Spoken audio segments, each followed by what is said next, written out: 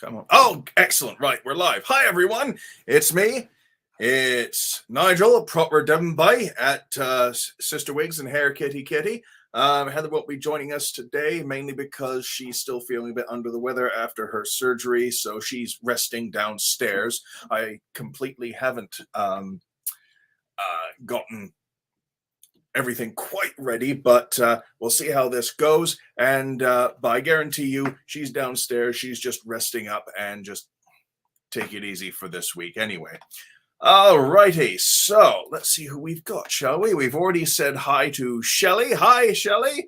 We've already said hello to Cheryl. Hi, Cheryl. Who else we got that's popped in here? We have got Barbara. Hello, Barbara. Glad you could join us. And Faye Ray, hello. Glad you could join us as well. And Serena, hello. How you doing, Serena? And yeah, the couple little complications after the surgery last week, so she's getting better. She's on her antibiotics and all that, and on medication and resting up, and I'm making sure she stays fed and watered and all that sort of thing. So yeah, she is getting better, like measurably by the day. I can see the improvements in her, but it's taking a lot out of her, and she does need to take it a bit easier. But we're getting there. And Tina's here. Hola, y'all. Hola, Tina. Excellent. Right. So let us continue with this. Just so you know, our streams are usually tipsy and slightly rowdy. A couple swears might leak through, so this is not necessarily a thing for the kitty winks. But, that's going to happen, just so you're warned. That's definitely on the table, especially more as I get a bit more alcohol in me, which I'll be getting to shortly. Who else we got here? We got some new people here. Tina is crossing her fingers for your recovery, Heather. And Faye Ray says, "I'll feel better, Heather." Beauty from within. Hello to all. Hello, Kathleen. Deborah says, "Hello, everyone." Hello, Deborah. And Kim says, "Hello, all." Hello, Kim. Excellent. Right, now, here's the thing. It's St. George's Day, which is why I'm wearing this little pin. This is the St. George's Cross, the flag of England.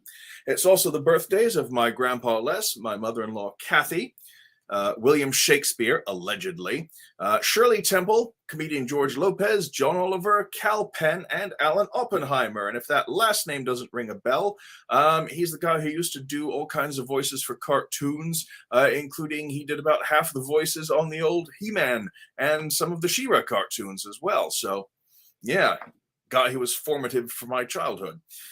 Very fun thing to know. And yeah, since it's St. George's Day, we're going to get into the drink of the week, which is a pink gin. Now, this is supposedly one of those drinks that was very popular with the officers in the British Navy for several years. And ideally, we should be using some Plymouth gin of the Navy strength variety. We don't have that.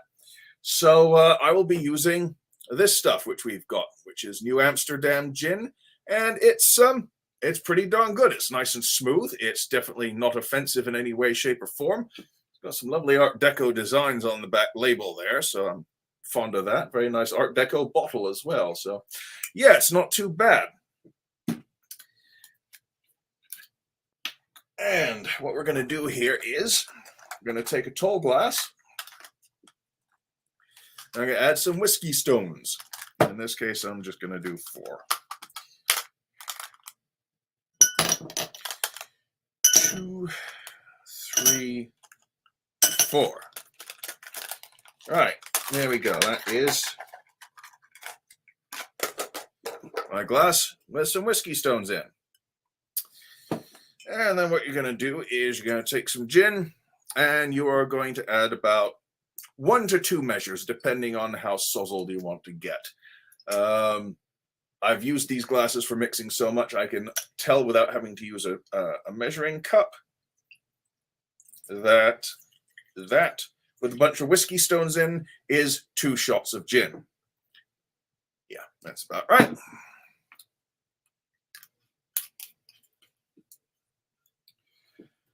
And to this gin, you add some Angostura bitters. Now, you can add however much you like. The typical recipe calls for 2 to 4 dashes, so we'll go 1, 2, 3, 4. There we go. And the idea behind the Navy Strength gin is that it's, 150 proof, 75% alcohol. So what you do is you then dilute it, and that gives you the pink color.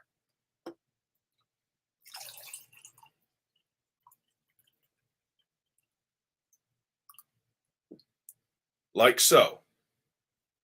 Depending on the angle, it doesn't look very pink, but let me see if I can hold this up to the light properly. Well, it looks pink from where I'm sitting, especially with the light shining through it. It looks a bit brownier from on the camera, but well. And then, ideally, you garnish it with a fragment of lemon peel.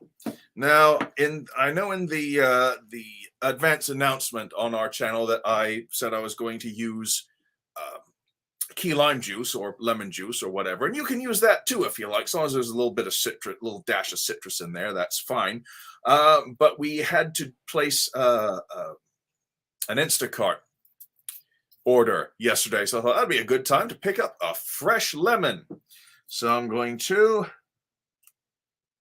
try not to get lemon juice all over my computer stuff as I get a twist. There we go. That smells amazing. Nice twist of lemon. A little squeeze of that. Plonk it in. Swirl it around, and this should be a pink gin.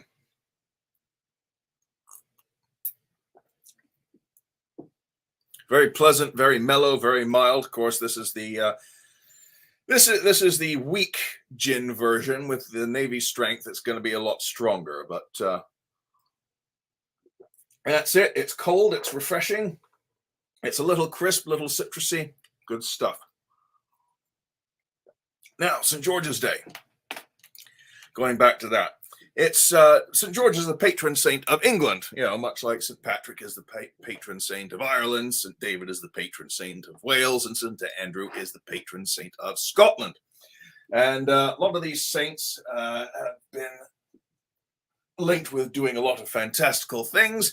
And the thing about St. George is that he is famous for killing a dragon that was terrifying the countryside. Fascinating stuff about St. George. Originally, he was born in Cappadocia, Turkey. So how he made it to England, I have no idea. But cool stuff. National colors are St. George's cross is white field with a red cross on it, of course. Flag of England, like I said. If you look at the Union flag, that's the one that's right smack dab front and center in the middle.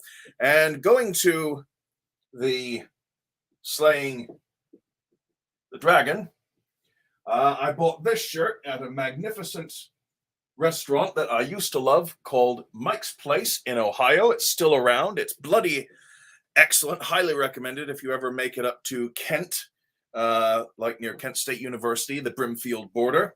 It's there. It's excellent. They've got an X-wing in the parking lot and a function room, which is a castle tower with a catapult on top that is aimed at the Bob Evans down the street.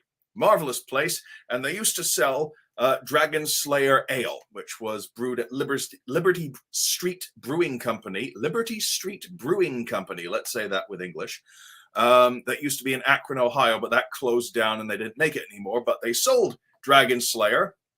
So what my friends and I would do for St. George's Day, we'd go out, we'd eat at Mike's Place, have some Dragon Slayer, and then, during the rest of the year, we'd go there for other reasons. And for St. Patrick's Day, we'd go out with our friend Wildman, who has Irish roots, and we'd have corned beef and cabbage and Guinness and all that other stuff. So supporting each other in our patron saints' holidays. Excellent. Right, let's take some comments, shall we? Where are we here? Ah, yes. Sarah says, hello from Wales. Hello, Sarah in Wales. Excellent stuff. Just mentioned St. David's Day. Fantastic. Shauna says, get well soon, Heather. I hope Heather's hearing that downstairs. And what is St. George's Day for England? I hope I just answered that for you, Kathleen. If you still have any questions, I'll put them in the comments here, and over here, and I'll get to those as we scroll down. Okay.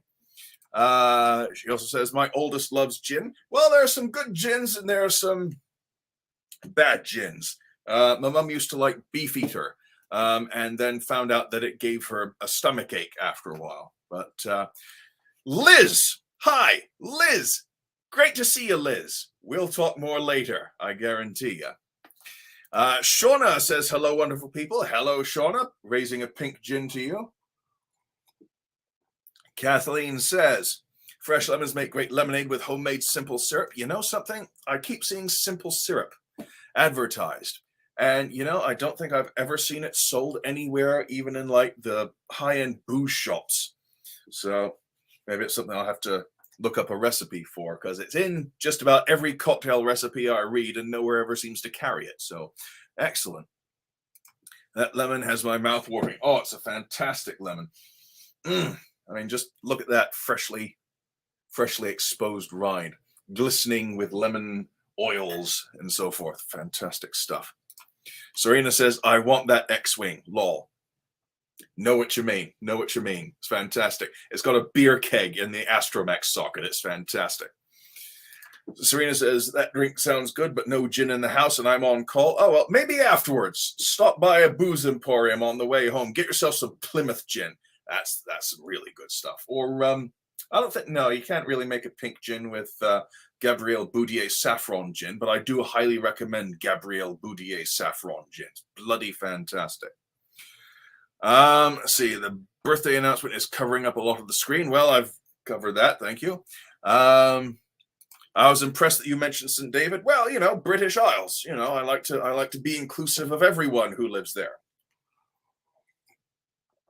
Ah, yes, and Liz says, my English sister-in-law loves Boodles. Well, it's funny you should say that. We've got a bottle of Boodles over in the liquor closet over there.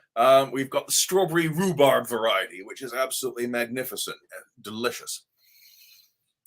And you're welcome. Sugar water, fair enough.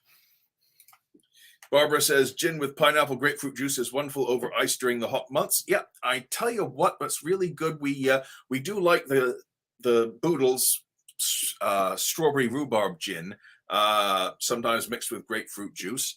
And it's also good. I'll tell you what's really nice, surprisingly good, is ruby red grapefruit juice with rose water. Like a dash or two of rose water mixed in and then diluted a bit.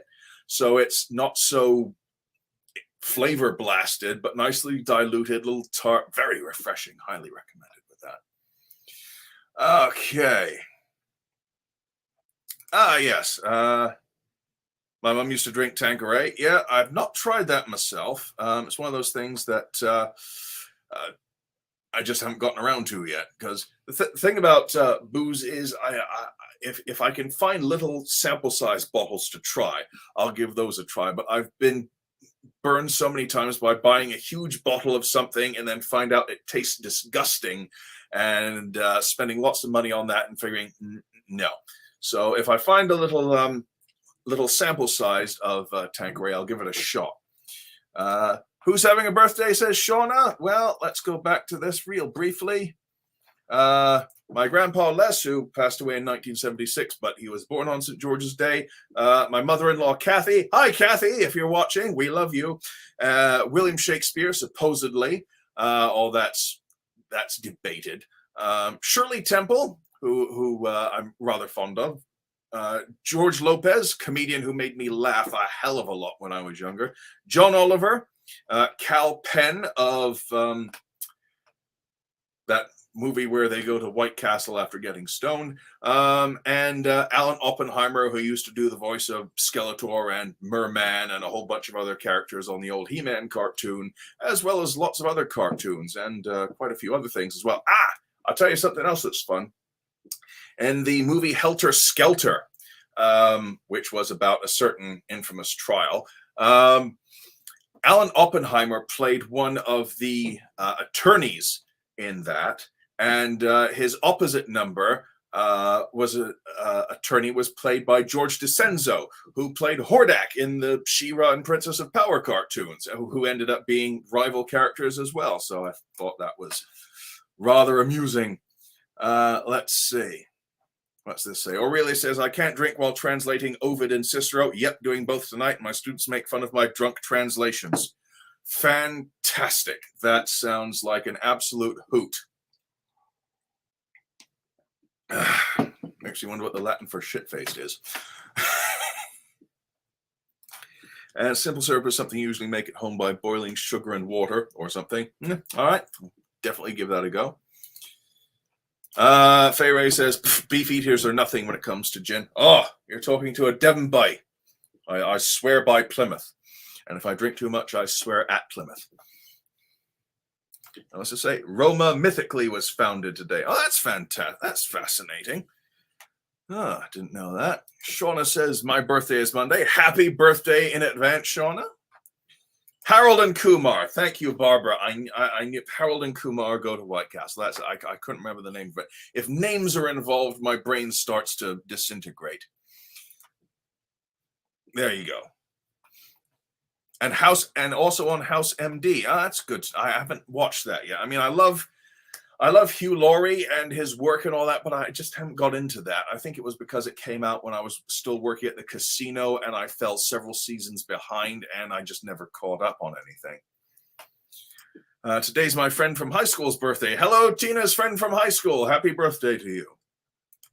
Cal Penn was also the guy who killed himself in one of the legal shows I used to watch, or was it House? Can't remember. Tina says House. Okay, and Fay Ray says, happy birthday to Shauna. Excellent. All right, then. Oh, get that off the screen. Right, so this is a wig channel, ostensibly, so you might as well mention a few promotions while we're at it. I think you folks will agree with that while I tide you over. First one we're going to talk about is a clearance over on CysterWigs.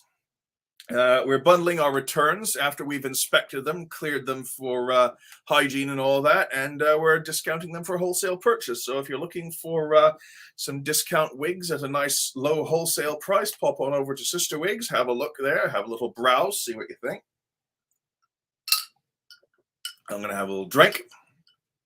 And our other promotions are for HairKittyKitty.com, the first of which is a 35% off any wig or topper in our Taurus collection.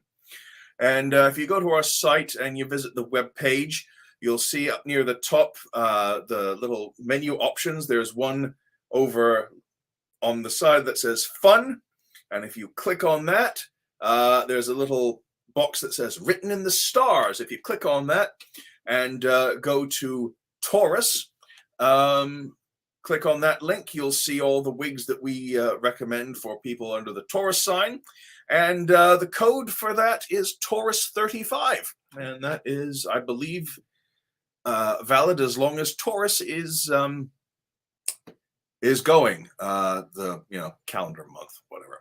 Anywho, the next one I think you might like even more, 45% off Ambrose 18 inches in stock. So if you visit hairkittykitty.com and you... Sorry? It's only one color. Let me see. What does it say? Which color is that, my sweet? All righty. Heather says it pertains to only one color. So, Ambrose 18 inch. Let's find that.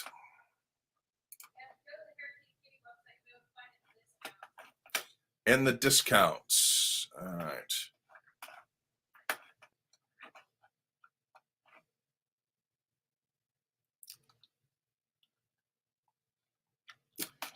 Where are you here? Catalog.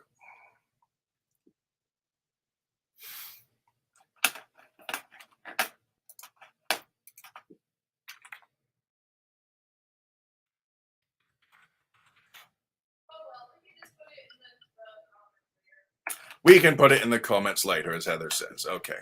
Right. So anyway, it's a 45% off a specific color of Ambrose 18-inch. If you use Wig of the Week, WOTW, AMB18, and that's valid until April 28th, 2022. So there we go. Promotions about the same. Shameless self-promotion about the promotions achieved. We've got a couple more comments come in. Let's see here. Tina says a little drinky. Yes, indeedy, a little drinky. And Aurelia says, happy birthday, fellow Torians. Good stuff. Polar ice, says Aurelia. I'm taking use of the Polar Ice R. Polar ice. Okay, that sounds good. Fay Ray says, my pink gin is still Pinot Noir and fizzy water. Yay for the Wig of the Weeks because I've been loving those. Are they for everyone? Because I want to promote them. That's a good question, Fay Ray, and I think that is something to, that's a question to be covered in a Patreon question. We can follow you up there and give you the attention that it needs on that, because I don't have the information in front of me. And Cindy says, hello. Hello, Cindy. And Faye, that drink sounds good. Yes, it does. It does indeed sound good.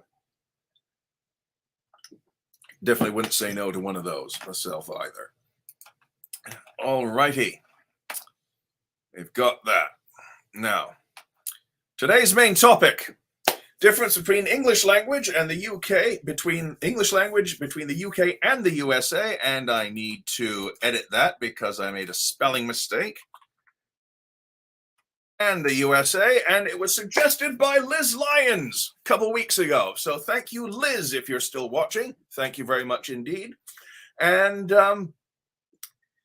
since it's St. George's Day, I figured today would be an excellent, excellent time to cover this. So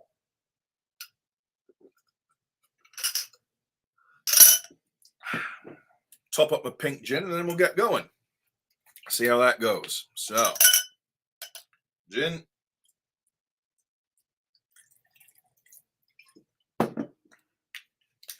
Followed by some bitters.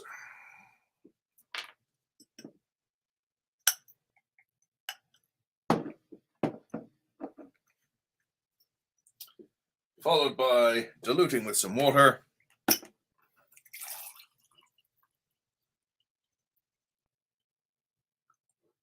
It definitely looks pink when you shine light through it.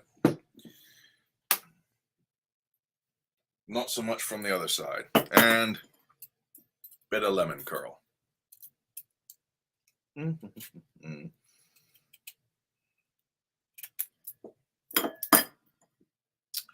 not sure if there's a how to drink channel, which I've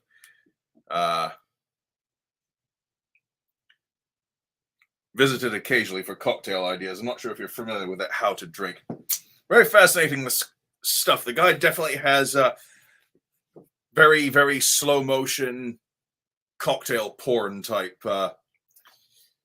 footage and camera work going on there, but it looks fantastic. Some of the stuff don't think I could possibly go with, but it's a good channel for reference. And every time he does one of those lemon peel things, he squeezes it and just lets out a spray of essential oils. And I think, how the hell did he get that?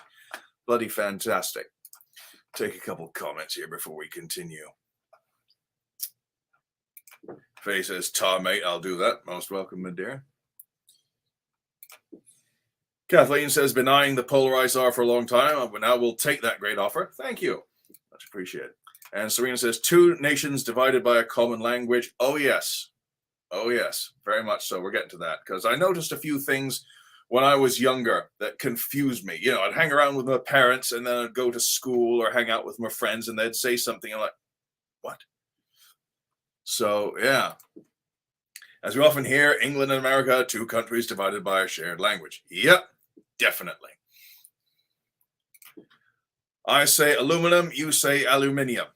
Now, I didn't put that on because that's mostly a bit of spelling, but I'm glad you mention it, Aurelia, because it's a fascinating story behind that. The guy who originally isolated that particular metal was English, and he originally called it aluminum.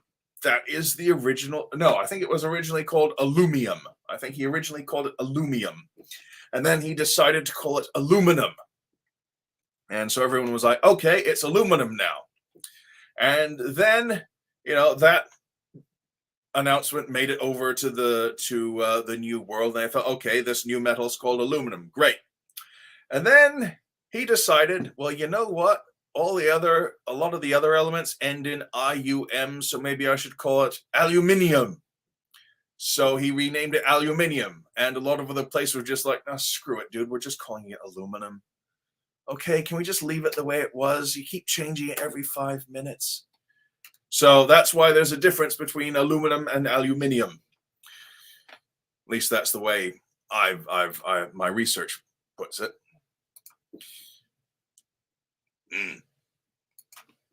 I say garage, you say, I never say garage. Say garage. Garage, garage, marriage, carriage. Love and marriage goes together like a horse and carriage, which you park in the garage. Puts me in mind of that episode of The Simpsons where Homer was talking about putting his car in the garage, and Moe Szyslak says, garage? Oh, listen to Mr. Fancy Pants here. Oh, yeah, what do you call it? A car hole. Watching English TV has helped here, definitely. I do like the fact that we, even back in the 70s and 80s, would get a lot of British television on things like PBS. That definitely helped things. Pants versus pants. That's a fun one. Yeah, in the USA, pants is, outerwear, trousers. In the UK, those are called trousers because pants means underpants, underwear. That's fantastic. That has led to some fascinating confusions between the two countries, I must say. Whenever I edit a book for an English author, I ask if they want the UK spelling and punctuation or the American. That is an excellent question. Puts me in the mind of when they updated the Harry Potter books for the American audiences and getting the originals and seeing the difference. That's a fascinating thing. Oh, Fay Ray. We're gonna get to that in a second. I'm not going to show your comment because that's part of the slideshow I've got worked up. But right now, we'll get to that. Yeah, we Americans and Canadians pronounce aluminum interestingly. Well, it's the second version of the name. So, oh yes. And Sean says, "Hi Nigel, I say garage too." Hi Sean. Speaking of Welsh and St. David's. Hi Sean. Thank you. Yes, garage, because we're both from Torquay. Proper job. A British friend used to say garage. I've not heard that one before. Ever used ever. I'd be interested to hear more about that. So if you'd like to comment in the comments section, I always get this backwards. If you'd like to comment in the chat over here where they were from and why they said that, that would be fascinating to hear. Don't get your knickers in a twist. Proper. Gotta run. See you guys next week. My student is on for a tutoring session, smooches. Well, thank you for dropping by, Aurelia, and thank you for contributing and all that. Have fun, and have fun with your tutoring session. See you next week, I hope. Pants on the inside, trousers on the inside. Correct, Sean. Correct. Ooh, goody. Evil fingers gesture. Excellent. Simpson, eh? Excellent. Right, so let's talk about it. The difference in English language between... I've still got another bloody spelling mistake. Bloody hellfire. There. Okay, correct. Talk about the English language. I can't even bloody use it myself. All right. So let's see what we've got here. One of these is just an interesting term that I found out about that confused me. There we go. In England, we call it horse riding or just riding. In the US, you call it horseback riding. Now, I understand that there is trick riding where you don't necessarily ride on the horse's back, but that's generally an outlier and not the usual way things are done. So we just call it horse riding or riding. Something that confused me when I first heard it, because I was like, well, how else would you ride? What other part of the horse would you ride? And then I shut down that line of inquiry very quickly. Let's see what we've got here. Did that work? Oh yes, the storage compartment in the back of a vehicle. We call it a boot. You call it a trunk. And I just know there are going to be people on either sides of the Atlantic saying, well, why do they call it that other thing? I'll tell you why. It's because in the olden days, it actually was a trunk that was attached to the back of the car. Now, if you look at that, you'll see a big wooden trunk attached to the back of the car, and you see another little hatch immediately in front of that, and think, well, isn't that the trunk as well? No, that's a rumble seat. That's a spare seat that would fold out for when you had guests or children that you wanted to put in. That's a seat back there, and storage was actually an actual trunk in the back of the car. And the reason we call it a boot in the UK is because it's a throwback to the days when, with horse-drawn carriages and coaches, the coachman would sit on, you can just see him sitting on a large box there. That's the storage compartment where he'd keep stuff, including his boots. It's a boot locker, which then got shortened to just boot. So storage in a vehicle is a boot in the UK and a trunk in the USA, for completely legitimate reasons for both instances. Speaking of transport, that's a silencer. You in the USA call it a muffler. Again, both completely valid descriptions of what that piece of car equipment does. And I think I've got one more for transport, and then we'll go back to comments for a bit. Yes, in the UK, that's called a pavement or a footpath, and here you call it a sidewalk. So, if you ever find yourself in the UK and need to get about or rent a vehicle or whatever, there you go. There's some vocabulary that will help you avoid confusion. Gin. Let's take some comments then, shall we? Let's see what we've got. We've got a few going on here. Serena says, you mean Harry Potter and the Philosopher's Stone? It threw me off when the title was changed here, but only because I know what a Philosopher's Stone is. Yeah, philosophers are just so boring. We think American audiences won't get it, so we're going to change that, a bunch of other things. Now, this is a fascinating thing. If you're interested in, say, like, what do you call it? Monty Python and Fawlty Towers. Fawlty Towers is one of the most popular British sitcoms in Britain, even though some of the gags have aged poorly, let's say. But for the most part, it's highly well thought of, considered one of the best written sitcoms of all time. And like a lot of popular British sitcoms, they tried to remake them here in the USA. Like, for example, Sanford and Son and All in the Family and Three's Company. They all started out as British sitcoms that were copied by American networks. Well, they tried to do the same with Fawlty Towers. And the first time they tried, this was an honest thing they had. This is honestly a discussion that John Cleese had with the network executives. Okay, John, we love this. We love this idea. This Fawlty Towers thing. It's great. Buffo, Sacco, John. The only thing is, we don't think American audiences will really like this Basil guy. Okay, so we're going to take him out of that. They take out the main character of Fawlty Towers. And that's how you ended up with B. Arthur in Amanda's Place. That was in, the late 70s, early 80s, I think that was. They did another option for that in the mid-80s, early 90s that was set in Hawaii with Dabney Coleman as part of a high-rise hotel on the beach.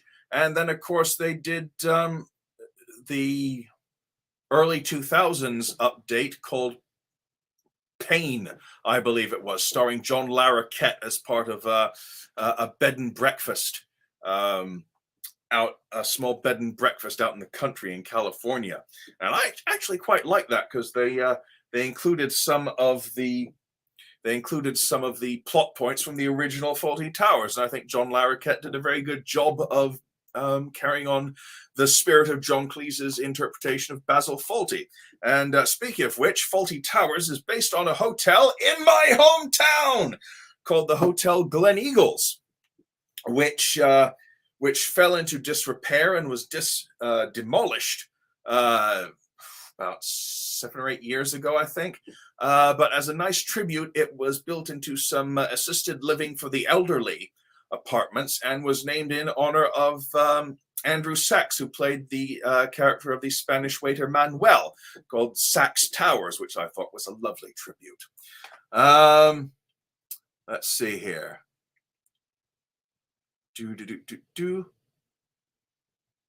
There we go. Shauna says, I'm finally off work on a Saturday. Hooray! Raising a glass to being off work on the weekend. Yeah, I just did that. Bugger it.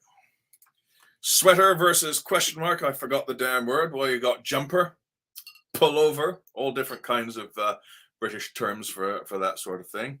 Jumper, there you go. And a riding is also a congressional district in Canada. Yeah, you got 3. I can mainly think of 3 ridings, and they're all in Yorkshire. They're all up in Yorkshire. Of course, when I were a lad, we had it tough.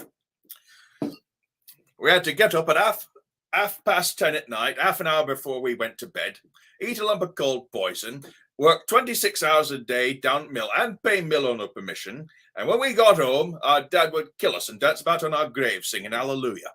And you try telling the children of the day that, and they won't believe you. And Krista says, horseback riding like tuna fish sandwich. Yes. That's one thing I don't get. Some extremely silly redundancies, like there's no such thing as a tuna bird. So why do you need to say tuna fish? And other things I've been hearing, like python snake. Well, what else is a python? You don't have python fish or python rats or anything like that. They're just snakes. They're pythons.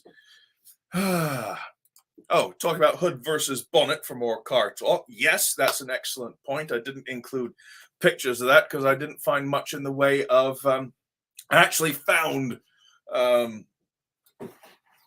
backup, information on why they're called boots and trunks in the US and the UK, but I couldn't find much on why they're called hoods and bonnets for the front of a car. So there probably is somewhere, but I didn't find any, so that's why I didn't include them. But thank you for bringing that up because that's an excellent point. Joyce says, hi, I love this. Thank you, Joyce, and thank you for joining us, and thank you for those kind words. That's one I've never heard. Yeah, you get some of those. There's so much to cover here. I cherry-picked this. I tried to keep it to a lot of common things, but there are so many differences in the languages that it would take an entire series, perhaps, to cover it. And a lot of other people have covered this on YouTube, and they go into all kinds of depths of discussion on that. And we have lorries. Yes, we do. Hearing all these, it's a miracle we understand each other there and here. Yeah, I know exactly what you mean. I know exactly what you mean. The loo versus bathroom. Yeah, that's another good one. Basil! Don't mention the war! I mentioned it once. I think I got away with it. Fantastic. Serena says, except for a few of the jokes, Fawlty Towers is the funniest English language television comedy in history, at least to me, and to a lot of other people, and to critics and experts and the entire British population. It's not a rat, it's Siberian hamster. That's a line spoken by Manuel. Fantastic. WTF. I feel that way a lot myself. Goodness, Benny Hill isn't the same humor at all. I actually kind of miss Benny Hill. And a lot of people will point to them that he's very sexist and all that sort of thing. Yeah, but if you really look at it, and if you listen to the women he worked with, he treated them very well indeed. He was an absolute teddy bear. All the women who worked with him loved him, and that is a really, really amazingly unbelievable thing, considering what happened on British TV in the 70s. I'm not going to go into that, but yeah, a lot of British TV personalities from the 70s, some of the stuff that came out after they died, horrible. But the ladies who worked with Benny Hill were always complimentary of him. They always liked him, and he was fond of them, and it worked out nicely. But yeah, if you look at it, the women in a lot of those sketches actually come out, looking smarter and beat the crap out of him anyway. So, yes, the humor's sexist, but the women often get the upper hand in the situations. Serena says, Americanized English TV shows, mostly ugh. Yeah, but they're also very, very popular. I mean, they ran for ages and ages and ages, which is fun. Sacrilege. Yeah, I know what you mean, Liz. I know what you mean. Just give me the original. Yeah. I would like to see both of them, because sometimes they don't translate well. Like take All in the Family. That was originally based on a British sitcom called Till Death Us Do Part.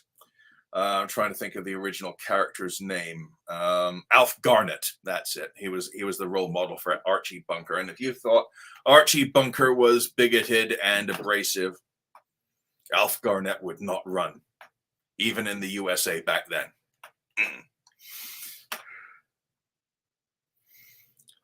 And Sarah says, OMG, the hamster one was the best. Ah, yes. It was a bloody good episode.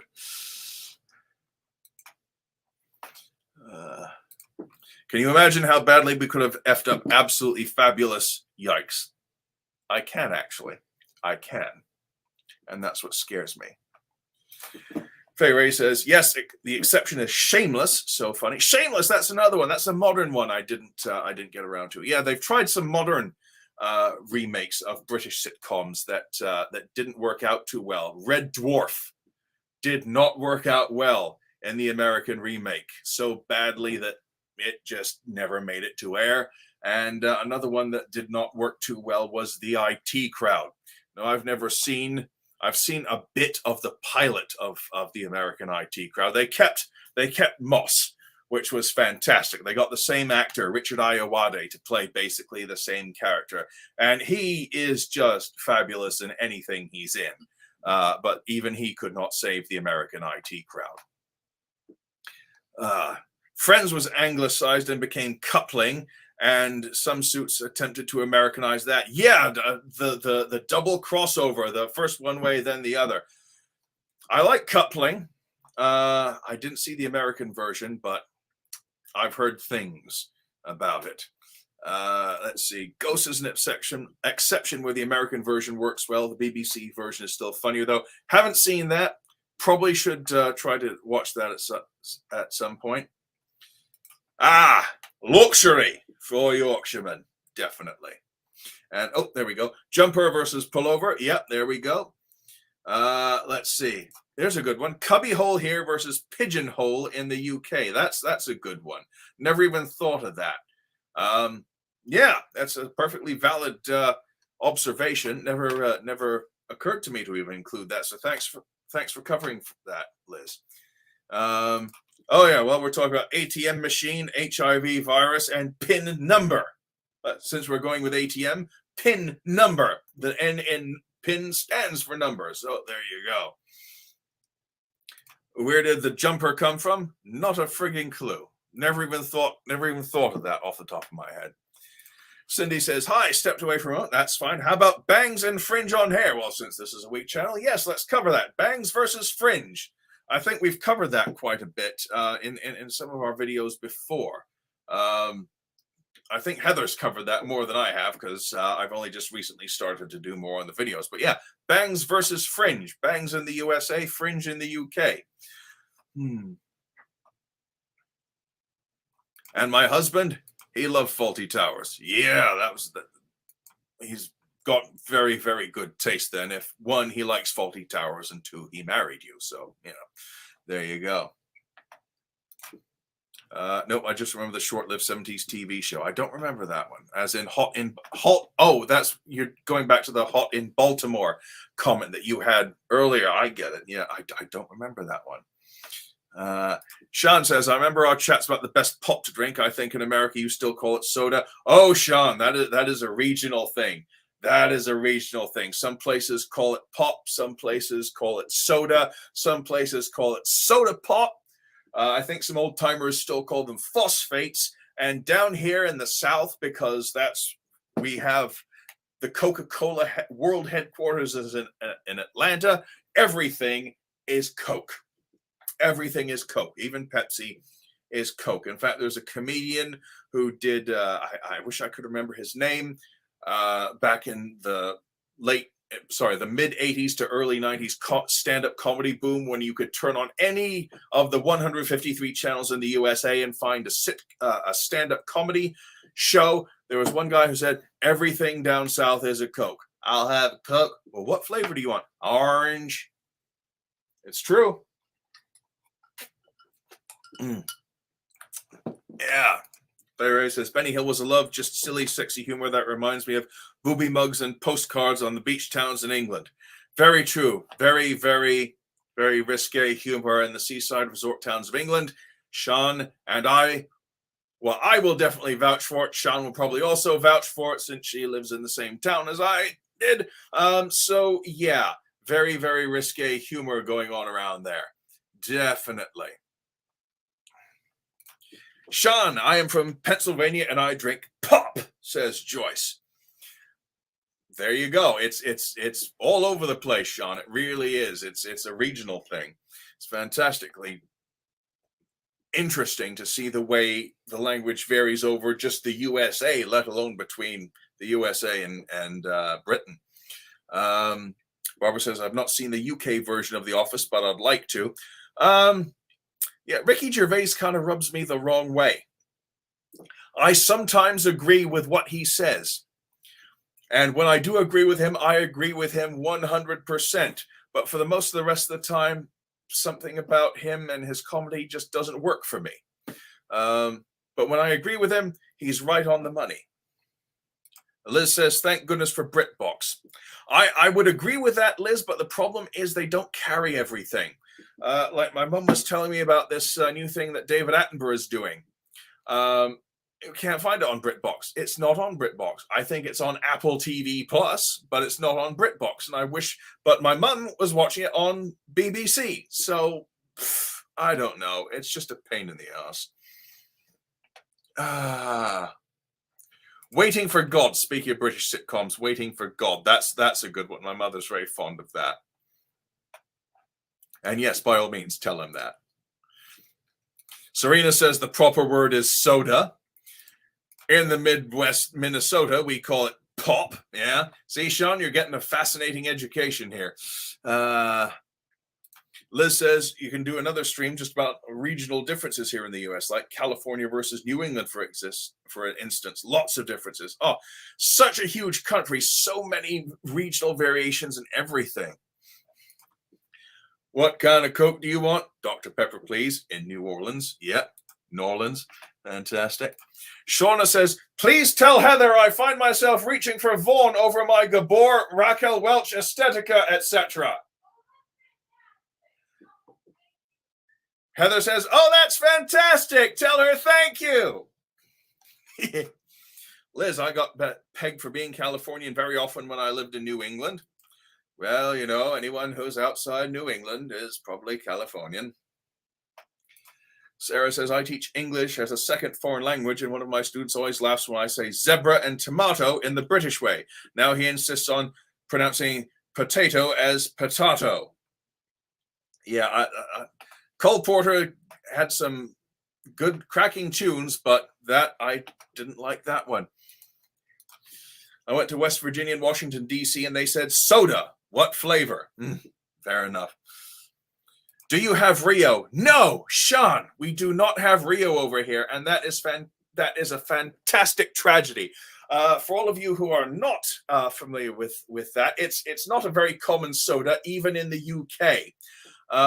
It's called Rio, and they do like tropical flavors. I can't remember what they had. There's like a pineapple one, and I think a passion fruit one, and an orange one. It's very hard to come by.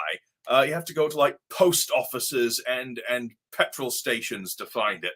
It's not something that you see in supermarkets or anything, but it's called Rio. It's fruity and it's fantastic. And Sean introduced me to it, and I must be eternally grateful to her. So if you ever find this soda or pop or soda pop or phosphate or Coke called Rio, I highly recommend you latch onto a can and give it a go. It's just fantastic. John. Hi, John. John has popped in, says pop is common in use in Pennsylvania, Ohio, and West Virginia, to my knowledge. Yep, I had that. Ricky Gervais hard pass. Yeah, I understand completely. There is some Attenborough thing on Apple TV Plus. Yeah, that's what I was talking about. I think it's a prehistoric thing. Liz says we need the video equivalent of a shortwave radio, Nigel, just so we can watch the original broadcast. Or there's DVDs. Yeah. They still do DVDs in England, and I find that fantastic because I have a DVD player, and I figure just because it's an old technology doesn't mean that you have to get rid of it. Environmentalism, all that, Earth Day, rah. Tina says, but of all the flavors, Pepsi, Coke, and even Dr. Pepper. Yeah. Shauna says in Kentucky it's pop. Mm-hmm. Barbara says, Deep South isms are fun too. I gotta carry my mama to the doctor on Thursday next week. That's I've not heard that one before. That would be an interesting thing to explore. Yeah. Have you tried cherry wine yet? I've tried cheer wine. In fact, we've got a video on how to make cheer wine sangria. It's fantastic stuff. And I got utterly trashed. When we made that for the drink, when we were launching the Cheerwine Sangria hair color that Heather developed. And Cheerwine, it's just cherry flavored pop.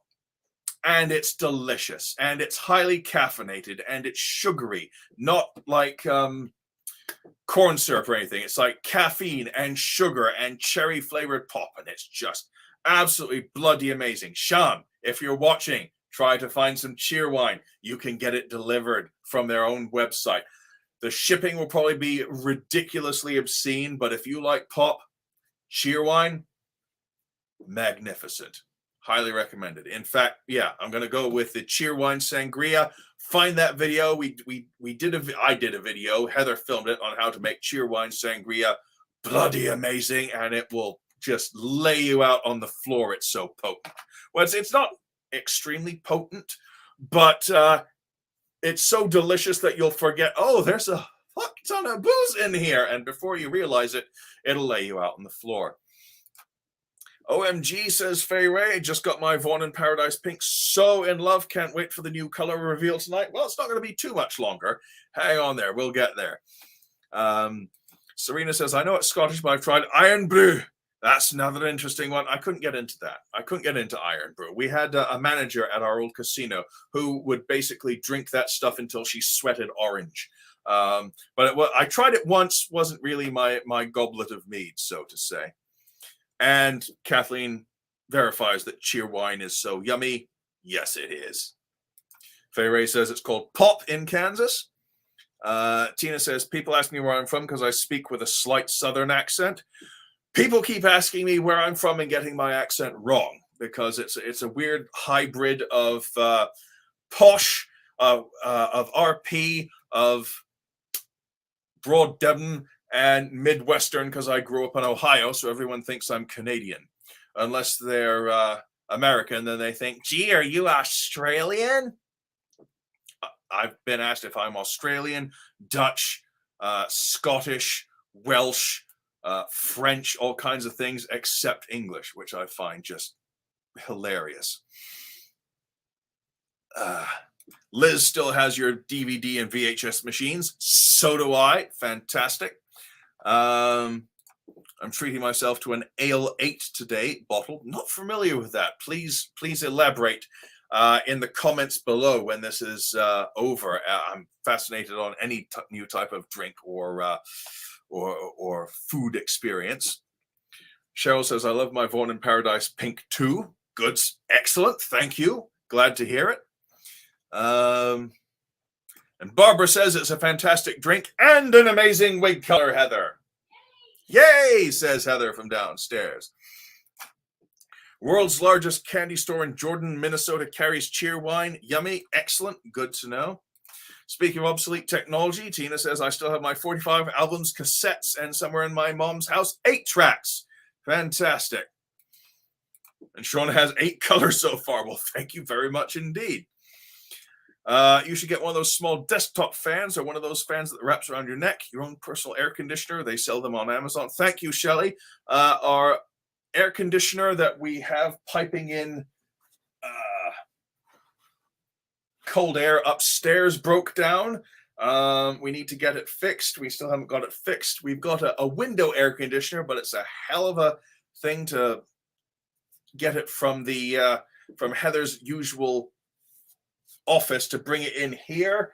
And since I only use this room 1 day a week, it's a bit too much of a hassle. But I'll keep your suggestion in mind. See if it doesn't mess up the sound recording. We'll see how it is. Sean says, haha, Iron Brew, remember her constant orange lips. Yeah, we're thinking about the same person. Okay.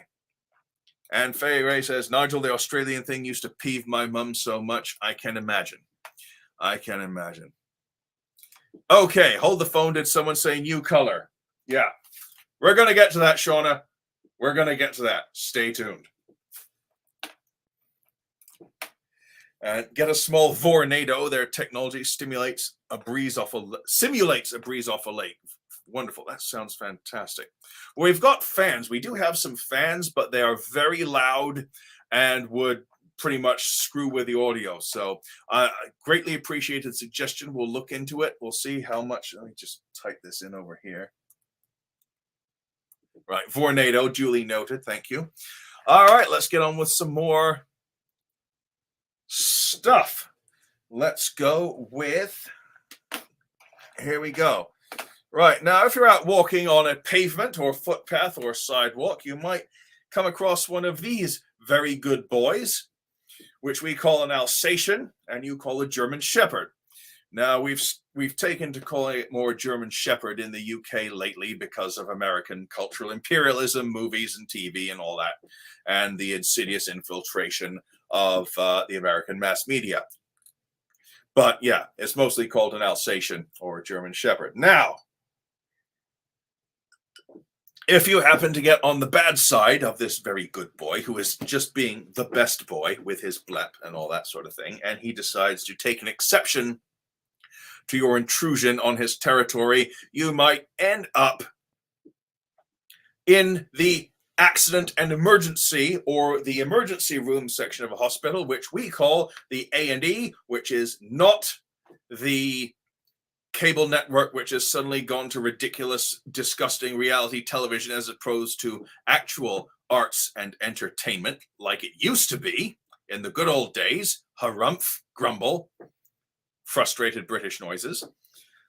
So yeah, if you ever find yourself in a dire hospital situation in either country, in the UK, you'd be going to A&E. In the US, you'd be going to the ER. And if you think I'm going to get into any more about the healthcare in the different countries in this episode, dream on. That's something for another time.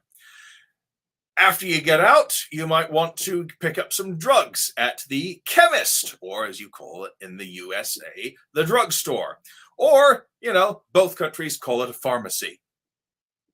So yeah, there you go. You can just skip that by saying pharmacy.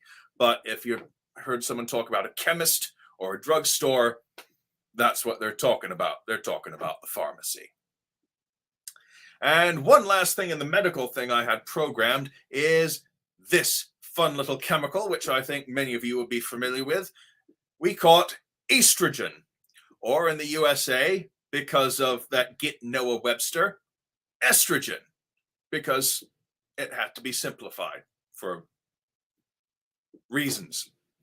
But yeah, now here's the thing. It's pronounced, we get a lot of medical stuff in the UK with the letters OE next to each other.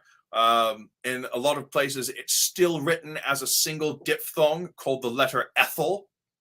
Look that up if you're interested in that. The letter ethyl is the OE rammed together into one letter. You see it often in French, like with the word sœur for sister. But we have the OE in things like estrogen, diarrhea, esophagus. You'll notice a pattern here. It's a long E sound. E, estrogen. And I'll tell you why. This is Easter, also known as Ostara, the Saxon goddess of spring, renewal, and fertility. Also sex, rebirth, all that sort of thing. Very pagan goddess before Christianity came along. And Easter's symbols, most famous symbols, are eggs and rabbits, which are very fertile. So if you're ever wondering what eggs and bunnies have to do with a very nice Jewish carpenter who lived about 2,000 years ago, that was just a case of the Christians cutting and pasting a religious festivity onto something the pagans already had in play, and it got muddled up over the decades and centuries and millennia, and that is why Easter eggs and Easter bunnies have to do with that very nice young man who wanted people to be nice to each other. That's how it goes. And speaking of Easter eggs, there we go. In the US, you get hand-colored hard-boiled eggs. In the UK, we get massive hollow chocolate eggs, sometimes containing even more chocolate, or, you get the massive hollow egg and the auxiliary chocolate packed separately. And I swear, I'm not a big fan of cream eggs, but I've seen those Cadbury's cream eggs in the UK that are not far off the size of my frigging torso. I mean, they're absolutely huge. They're like that big, like hollow chocolate Easter egg that big, with a whole bunch of Cadbury's cream eggs inside them or packed underneath them or whatever. And that is Easter eggs. And when we moved to the USA the first time in 1976, and my mother was they're advertising Easter eggs, my mother was all excited. And then she saw slightly colored hard-boiled eggs and was disappointed. Can you blame her? And admittedly, since from like the very, very late 1990s onwards, the US has been getting a lot better or worse, depending on your health standpoint, in bringing out massive chocolate Easter eggs with branded chocolate and all that sort of thing. And I've started seeing them more, like I said, in the late 90s. And they're getting a bit more prevalent, but they're still not as prevalent as personally I would like. But then again, I would like the entire world to be covered in chocolate because I'm a greedy pig. But anyway, so yeah, Easter eggs, another fantastic cultural divide. And this brings us neatly into our next section, which is going to be about food. Food, yeah. But let's take a few comments before we get into that. And go on, there we go. Let's see. Oh, I had flashed it briefly, and we'll get to that, my sweet. All righty, give us a moment here. Heather suggests I show you the wig now. So let's do that. We're talking about a new color for Vaughn, Tortoiseshell-R, which is a brunette color. I know there's at least one or two people out there who would be interested in a brunette color for Vaughn.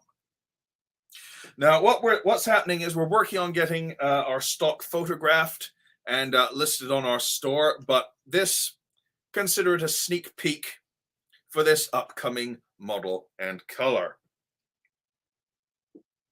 Take this ponytail off. Steal myself a little drink. Where's the...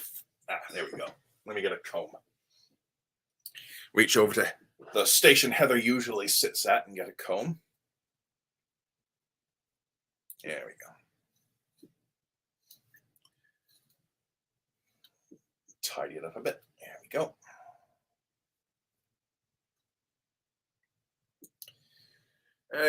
I'm not sure if you can see that on this camera. There's a little bit of permatease right at the crown, just a little bit. Give it a little bit of volume at the crown. As you can see, traditional standard cat, a little bit of an extended nape, just a little bit of an extension there. Moon kitty. Nice little top there.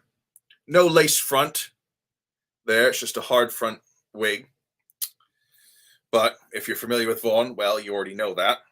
But for anyone who's not familiar with Vaughn, there, I just showed it to you. This is a lovely straight wig. For those of you who need to be professional at their jobs, which means straight hair, this is a good one. Little nape there. And let's see how this goes, shall we?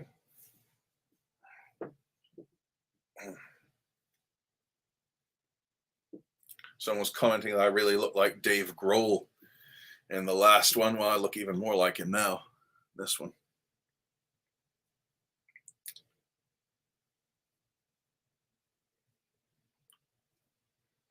There we go. There we go. This is Vaughn in Tortoiseshell-R. And you can see the dark roots there. That's the R. And tortoiseshell, because it's got various colors of brown and cream and tan that match tortoiseshell patterns like, hang on a minute. Can you see it on my glasses? Don't they?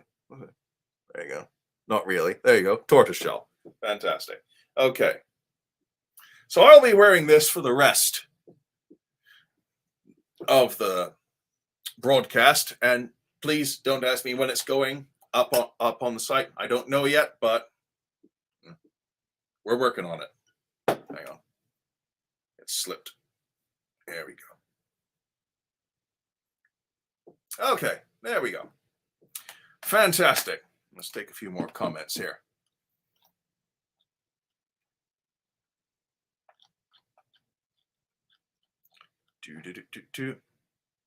Okay, there we go.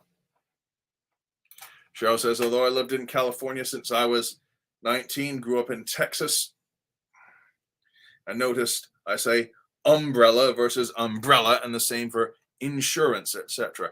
Yeah, that's a fascinating thing about the different regional pronunciations and stresses on words. I find that's another fascinating thing. Always threw me when I heard it for the first time, I must say.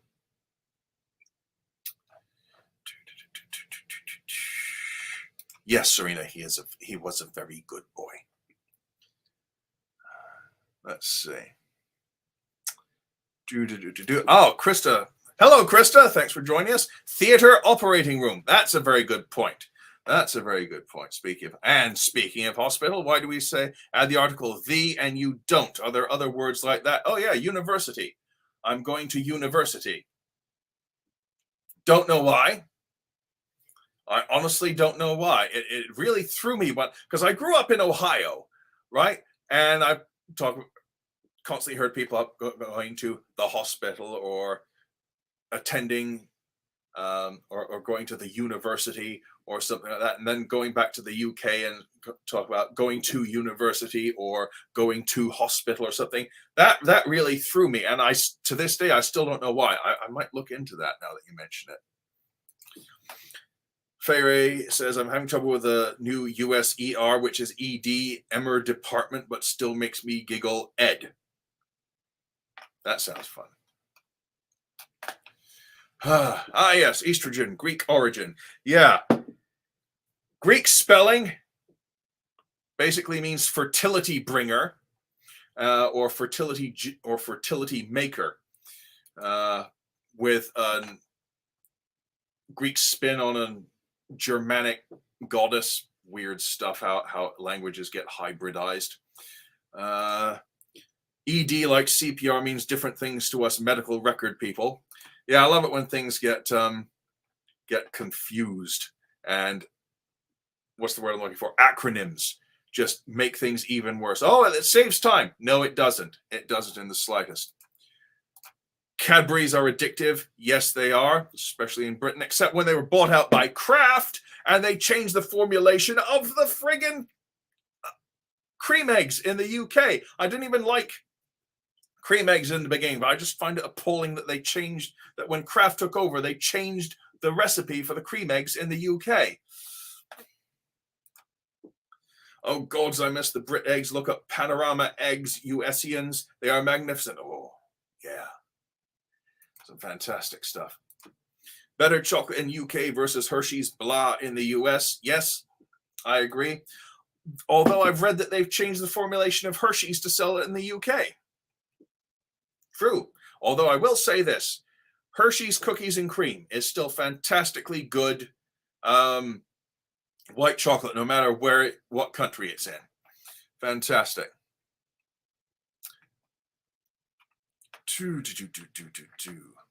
Liz says, I want that one stat. Yeah, I figured you would. Vicky, hello, Vicky. Hello, Heather and Nigel. I love chocolate myself. Yes, you have excellent taste. And a pretty darn impressive outfit on, judging by that thumbnail there. Not thumbnail, what it called? Profile pic. That's what I meant. And I've only had 1.5 of these so far. Cheryl says Vaughn and Grayson has the right amount of permatease for me. Good, glad to hear it, because we try not to be too over the top, and we try to strike that middle ground of, makes as many people happy as possible with that. This color is beautiful. Thank you, Jen. I have it in Honor. Yeah, this was previously available in Honor, which is a short bob wig, and now you can get it. Actually, come to think of it, I will do a 360. So there you go. A little bit more. There you go. That's a really nice brown. She likes your brown, Heather. She says, oh, fabulous. Thank you. That's great. Thank you. Vaughn is such an easy week to throw on and go, and super comfortable. Yeah, I'm having no problem with it whatsoever. Thank you. Thank you, Kathleen. I try to rock it. I was just thinking the same thing. Thank you, Cindy. Shauna is wearing it right now. Beautiful color. My husband actually commented on how pretty it is. Thank you. Thank you, Shauna. And thank you, Shauna's husband. Thank you, Vicky. Vicky says it's a beautiful color and style, Heather. Is there an additional discount code for Sorrel? Not that I'm aware of, Deborah, but maybe sometime soon. Keep tuned, stay tuned, and sign up to just the horoscope. It is in the horoscope collection. For the horoscope ones, yes, says Heather. Let's see what else we got here. Fairways, that was me saying Dave Grohl. Oh yes, but holy hell, this is lovely for brunette lovers. Yeah, Heather does very good brunettes because she's a brunette.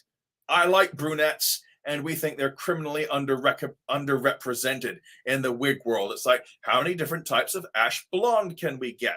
Now, if you like ash blonde, that's fine, but that shouldn't be the majority of what's on offer. Other people should be included You know, other tastes, other preferences should be included. And, you know, ash blondes can look very good. Heather wears some ash blondes occasionally. She looks damn good in them. But, you know, variety, spice of life, you know. There. Now speaking of pronunciation, schedule versus schedule. That is a very good point, Cheryl. And pronunciation is a whole nother basket of whole other basket of fish. Boy, did I really fuck up all those metaphors. And like I said, I've only had 1 3/4 of these so far. What is the difference with the cream eggs from the UK or US? It's the recipe. I can't really.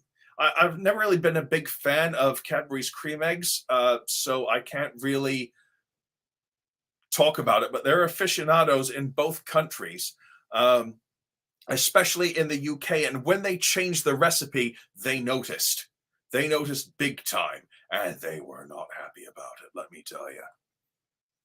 And that happens to everything. Unfortunately, yes, it does. And I agree, Vicky, it's terrible that they had changed the formula. It is. Less sugar? I don't know. Probably a different blend. I know when Kraft took over, they got rid of the, because Cadbury used to, Green and Black's chocolate was under Cadbury's umbrella at one point. And they completely dropped the fair trade. Green and Black's used to run fair trade chocolate, and as soon as Kraft took over, fair trade chocolate went out the window for, you know, money reasons. But let's see. Wendy says, just tuning in, Nigel, you look stunning in that heart. Thank you, Wendy.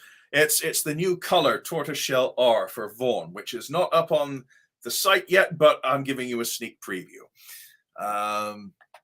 As for any other product questions, I'm afraid I can't answer those because I don't have that software on my computer at the moment, I'm afraid. Let's see here. Tina says, love white and dark chocolate. Used to eat Nestle white chocolate with almonds, big bar. I remember that. It was called Nestle's Alpine White. And I find that it's hilarious because in the UK, Nestle made white chocolate in the Milky Bar, which was actually sort of yellowy, creamy color. And it was the best white chocolate I've ever had.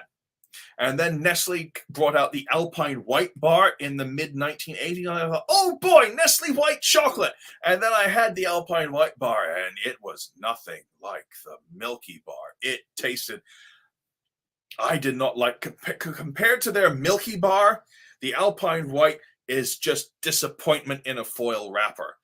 And considering how unscrupulous Nestle's business practices allegedly have been, doing the whole Simon Whistler covering my ass thing there, how horrible Nestle's business practices are allegedly. I've boycotted all their products since. But if you tried their Milky Bar compared to the Alpine White, just difference between night and day. American chocolate makers tend to throw more wax in. Hershey's Kisses don't even taste like chocolate anymore. Can't speak for that. Show the fringe bangs of Vaughan. Well, that's there you go. That's what they look like.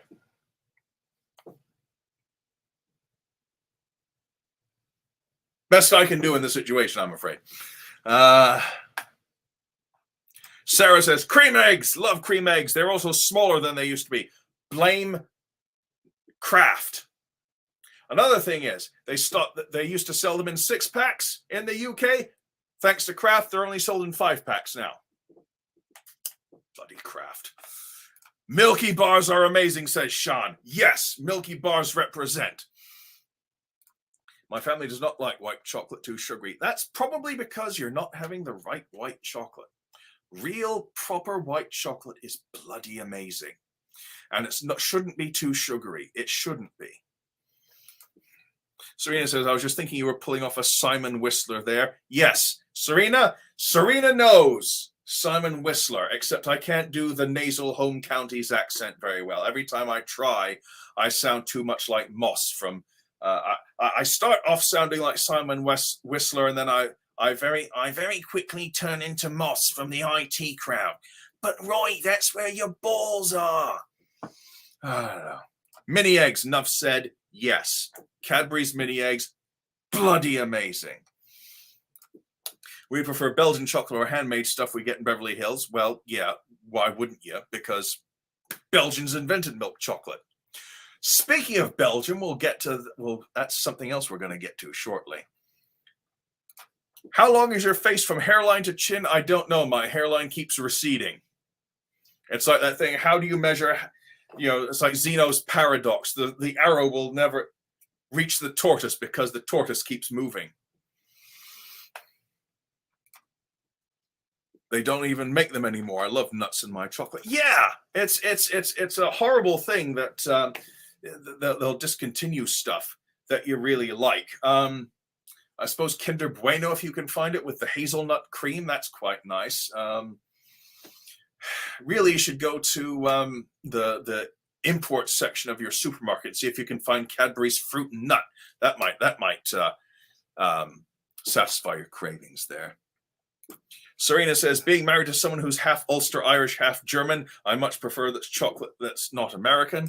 There's some American chocolate I like the smaller companies, like Dagobah was very good. That's Dagobah without the H at the end. They did some very nice stuff.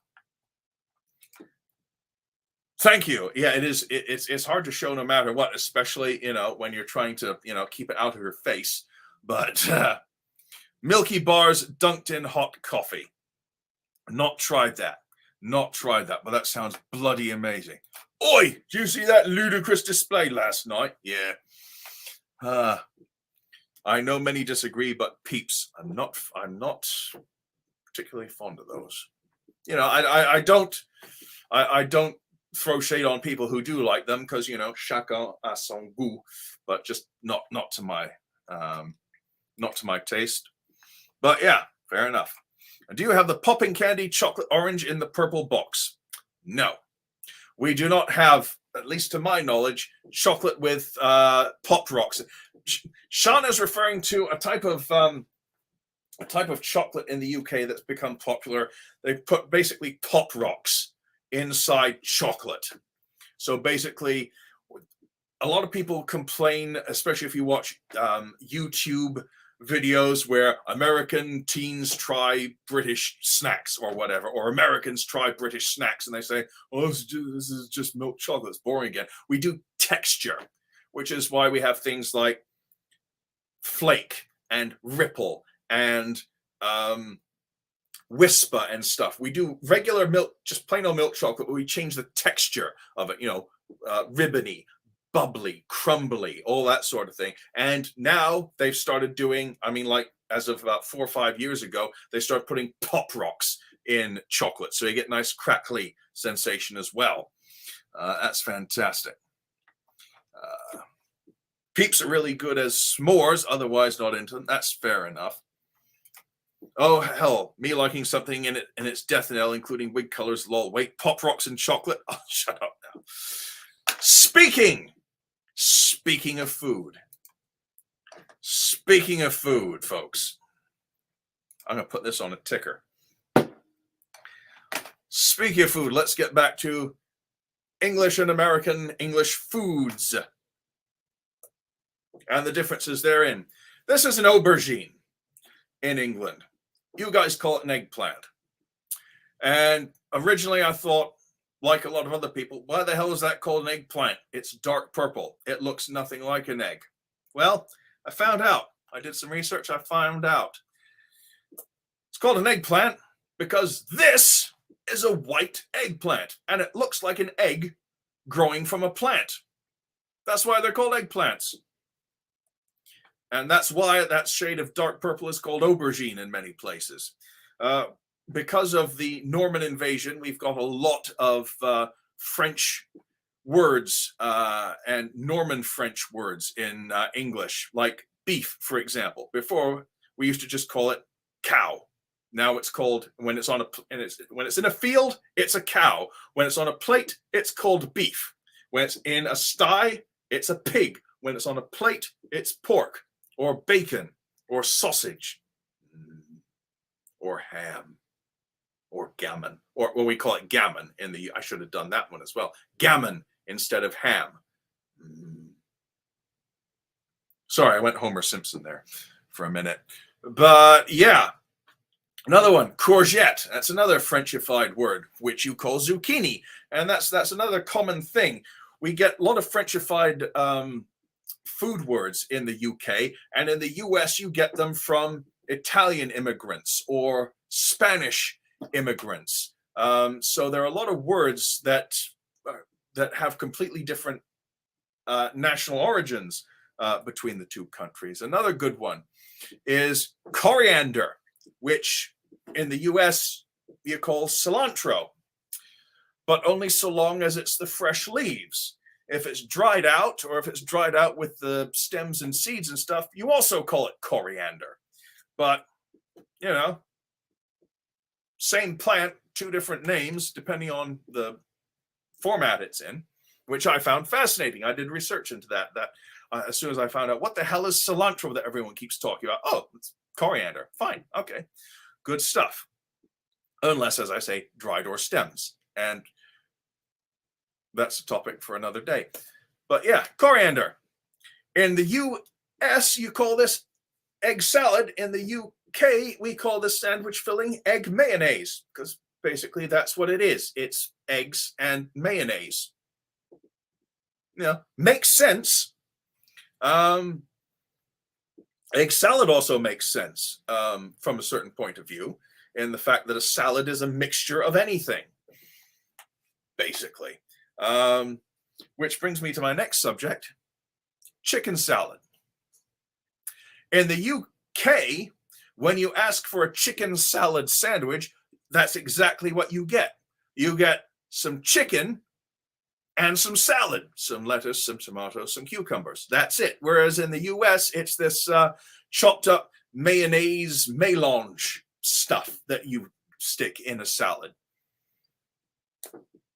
It's just one of those weird things of vocabulary that both of them make sense, but they cause confusion because of the difference between the two countries. What do we got next? This one was mentioned earlier. Biscuits and cookies. In the UK, these are called biscuits. In America, they're called cookies. But here's the thing. They're called biscuits for a reason, because they're crunchy. Now then, there are Italian Americans out there who are going to back me up on this, because biscuits is derived from the words twice cooked, as in biscotti.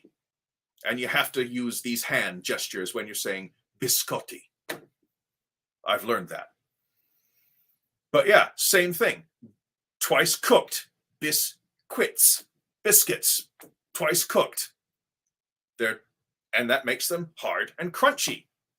And yeah, some cookies are hard and crunchy, but they're also soft and chewy cookies, you know, like homemade chocolate chip cookies, or, you know, fig bars, stuff like that. So what's the answer? Now, speaking of biscuits, in England, these are biscuits, the crunchy cookie type things. And in the US, they're sort of pillowy, fluffy, flaky, almost light, airy scone type things made with buttermilk. And both are delicious. Both are amazingly delicious, and I will happily eat mountains of them. Fantastic stuff. So what's the answer?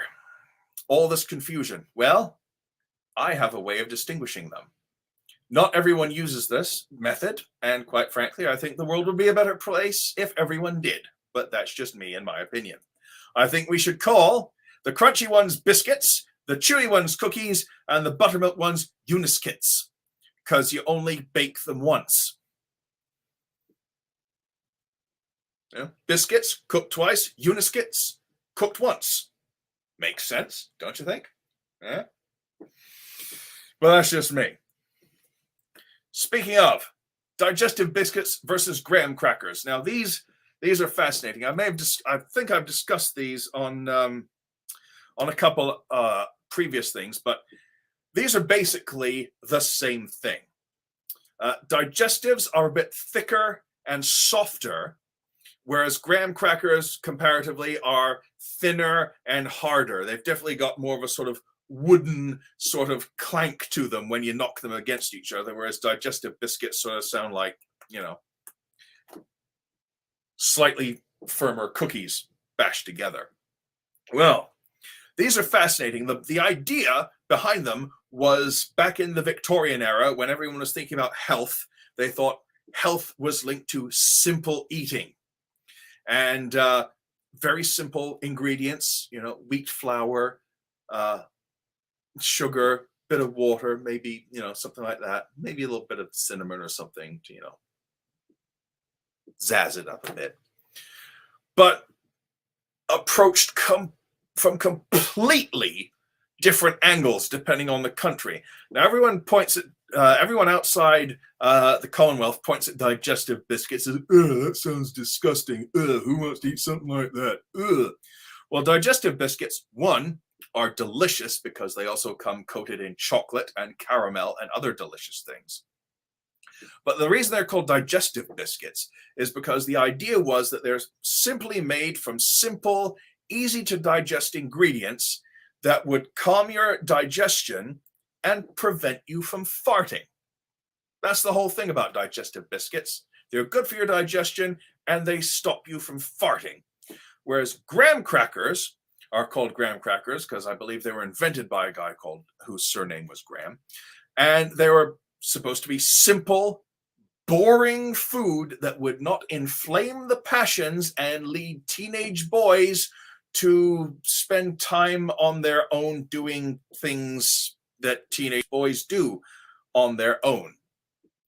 So they're both health foods, one to prevent you from farting and one to prevent teenage boys from going and doing teenage boy things on their own, which I find just hilarious that you could basically get the same thing for two different reasons. Another one that was mentioned earlier, probably by Fay Ray and several other people, crisps versus chips. In the UK, these are called crisps. In the USA, they're called chips. And to be honestly, I think the UK edges this out in logic simply because they are crisp. Whereas in the UK, these are called chips, and in the USA, these are called fries, no matter what their size. And again, I think I've got a way to sort things out because, you know, fish and chips, these are a bit thinner than the usual chips that they serve with fish, as in fish and chips. So my solution is to call the crunchy things crisps, the thick, chunky things chips, and the skinny ones fries. And I was talking about Belgium earlier when Liz was talking about Belgian chocolate. The Belgians were the ones who invented French fries. Frites, pommes frites. They're Belgian in origin. So, you know, crisps, chips, fries. There you go. I've solved all world problems. Hooray. Now, here's one that really puzzles me. Cottage pie versus shepherd's pie. Now, this is a dish which is made with peas, carrots, and onions, and minced beef with mashed potato on top. Now, here's the thing. In the UK, it's called a cottage pie, but in the US, it's called shepherd's pie. Now, the reason it's called shepherd's pie is it's supposed to contain lamb or mutton because shepherds don't look after cows. They look after sheep. Shepherd's pie should contain something made out of sheep. Makes sense, don't you think? But I actually found out why it's this way in the USA, and it's fascinating. One of my friends was, one of my online pals is really into history. Military history, US history in general. And it turns out that in World War II, there were a lot of very bad mutton and lamb rations in U.S. military rations, and it put a lot of people off lamb and mutton and stuff like that. And so when they used to make shepherd's pie, it used to contain lamb. But after, the 2 world wars, when the lamb and mutton rations were pretty damn rank and disgusting and made people sick, they switched over to beef and never changed the name of the dish, which is called cottage pie in the UK. So, there you go. That's a fascinating bit of history there, which I find adequately explains the difference. And I didn't learn until last year. And I think, let me just see if I've got this here. Let me just think I have covered all of them. Yeah, that's all of them. So there we go. That's a mini course on the difference in language. Let's see what we've got here. Let's see, do some more comments. Dum. My husband is completely grossed out by peeps. I wouldn't say I'm completely grossed out by them, but they're not my favorite thing in the world. I have some Dove dark chocolate with nuts. Very good. Oh, Dove was excellent. You know what I used to love to do? First time around I was living in the States, I'd get some Dove chocolate, like nuggets, smear them with Reese's peanut butter straight out of the jar, sandwich them. Amazing. Oh yes, Pop Rocks and chocolate, definitely. Shauna says, I'm carving out until Tuesday and then it's back to low carb. Sympathies. Yeah, I know. Coriander and cilantro, must have for salsa. Yes. I did not know that about coriander. Neither did I until about a year ago. It's one of those things that I just found out. I was like, why do they keep calling it cilantro? Why don't they call it coriander? It's the same plant. And then I found out. It's fascinating. No pickles in your egg salad. Well, it depends. Some people do, some people don't. Yeah, it needs sweet pickle relish. I'm not sure if that's a regional thing or not. I've not heard. I've heard of it sometimes, but not in a lot of egg salad. Normally, it's just the eggs, the mayonnaise, bit of salt and pepper. That's usually what I've come across. California, they put sweet relish in their tuna salad. I don't care for sweetness in tuna. I grew up in New York, New Jersey, where we're used to kosher tuna. Yeah, that's the amount of sweetness that goes into a lot of American foods is quite puzzling to me, especially when you go travel back and forth between the 2 countries, and then you go over to England and you have like smoky bacon, for example, and then you come over here and you have go into, say, like Bob Evans, they have candy-coated maple brown sugar bacon. What? It's bacon. It's fine the way it was, and then it's all candy coated. Unbelievable. Oh, Helen, malt. I expect an ice cream shake with a malt added. Ordered a malt in Canada once and got a milk with malt stirred in.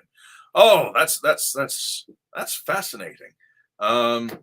Yeah, that's malted milk. Speaking of which, Maltesers. Those are the British version of Whoppers, by the way. Malted milk balls, bloody amazing. Fascinating stuff. Thank you, Liz, for the compliment on the Uniskits. They have Derby chicken salad around here, and it has grapes in it. I've not heard about that. Uniskits and gravy is never going to show up on the Waffle House menu. I don't expect it to. It's good, though, especially if you know where to go for it. I've always been a Midwest Coast transplant, so now I get it. I'm really a Brit-US mix, and it's all about dill relish. I do like a bit of dill relish now and then, but I've never heard about it in egg salad. That's fantastic. Vicky! Hi, Vicky! Great idea about vocabulary terms. Biscuits is also used in French for cookies. Yes, it is. I could go into another whole thing about French, possibly, but it's been a long time since I've spoken French. Oh, I was in English playing digestive biscuits were offered to me and I refused, but I really did not know what I was refusing. Yeah, basically it's slightly softer graham crackers. So, there you go. If you ever have the chance again, they're quite tasty. Highly recommend them. Oh no, grahams are so sweet, not like digestives at all. Well, it depends on what brand you have, I notice. Again, it depends on the brand. Some digestives are sweeter than others. Some graham crackers are less sweet than others. And, you know, it's a complicated thing. Where are we here? Let's see. My family needs digestive biscuits. No farts. Lol. Yeah, I got news for you. It doesn't work that way. That was the idea behind them. They don't work. Don't ask me how I know. Can't stand dill pickles and only like dill and tzatziki. Oh, tzatziki's lovely. I do like tzatziki. So I know that it was Kellogg's cornflakes, not graham crackers, I think. No, fair enough. Fair enough. Plum feet for fries. That's a good thing, but, you know, I'm of the opinion that if the French are going to make up new words for foreign concepts so they don't have to use foreign words, I figure we should return the favor and make up new words for their concepts. Give them a taste of their own medicine. That's why Dr. Kellogg invented cornflakes. Oh, Dr. Kellogg. If you've ever watched that film, Road to Wellville, wow. As only a slight exaggeration of what was really going on. Thank you, Shauna. I'm glad I'm cracking you up. I thought shepherd's pie had corn rather than peas and carrots. Not to my knowledge. I mean, I know some people probably do put it in, but shepherd's pie, as far as I'm concerned, lamb, onions, peas, carrots, mashed potato on top. Now I want cottage pie. You and me both, my dear. You and me both. You're very welcome, Liz. I don't know about professional because I'm like drinking on the job. Drinking heavily on the job. Sean! Yes, cottage pie is beef, shepherd's pie is lamb. Two different things. Excellent. Tina says, my mom never made shepherd's pie. She made tamale pie. Oh, that sounds bloody amazing. Oh, tamale pie.